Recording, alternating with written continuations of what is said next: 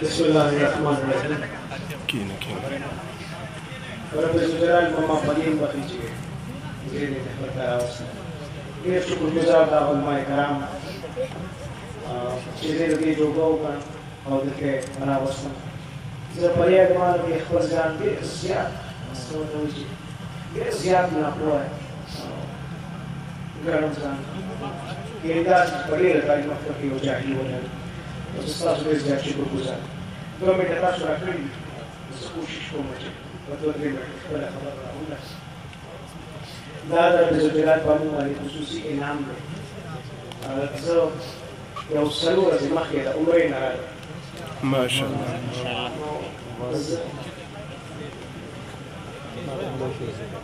طول والورتا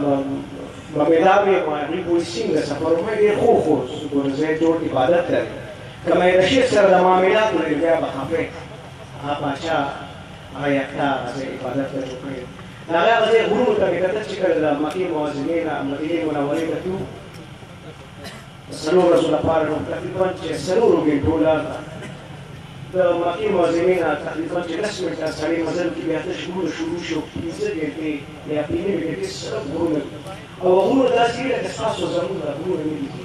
دا چې غرور لکه په پټه کې سړی واچو بیا په کوڅو کې یو ورته پاتې بیا سو په امارات کې استعمال ما سوچو چې نبی رسول الله والسلام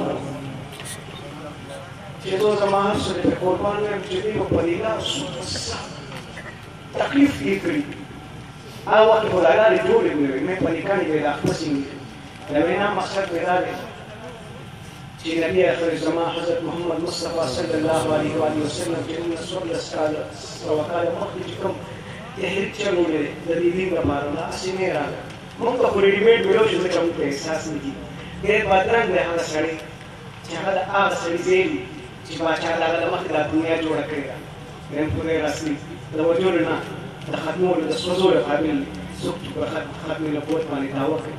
ډېر نجس دی ډېر غورځېدلی زم دې به دا څوک څنګه کوي دا کوم علماء کرام چې نن لا جوړه کړې ده چې ناس دې د هغه فتنې خلاف چې هغه زما یقین دی زما دلته زما ایمان ماته وایي چې دا سړی کله نشي کامیابی چې دا مخکې چې باچا د دنیا جوړه کړې ده نو دا به تر اخره پورې زموږ ایمان او تر قیامت پورې هر یو مسلمان هر یو مؤمن مسلمان په دې کې نومري چې نبی حضرت محمد مصطفی صلی الله علیه و آله وسلم د پس نبی راته نشته دا اصل کې مفاد دی دا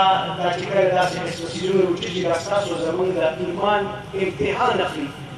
دا ازمېښت تا ګوري چې ته د ایمان په پیمانه کې په کوم ځای کې نو زه تاسو ته دا یو ګزارش درته کوم چې کله داسې سیز راشي په میدان کې ودرېږي چې تاسو ته پته لګي چې ستاسو ایمان شکر الحمدلله مضبوط دی آخري خبره کوم څه چې ما سره وخت زیات کړم یو ډېر زیات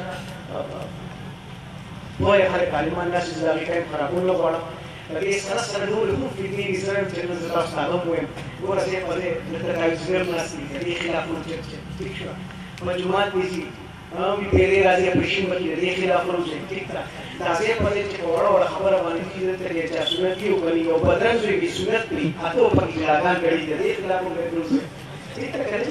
دا کار ما د زړه کې ناسو او دلته په پیښور کې وړه خلاصره چې د دې خلاف نور نو مې سم په ځای لاړم ما ته وړه کې ما یو وړه زما کار لري تاسو کار چې تاسو نه راوړئ کنه زما لاس نه مضبوطی تاسو خپل پاک پر اسمه زیاده کړی او مقام دې کړی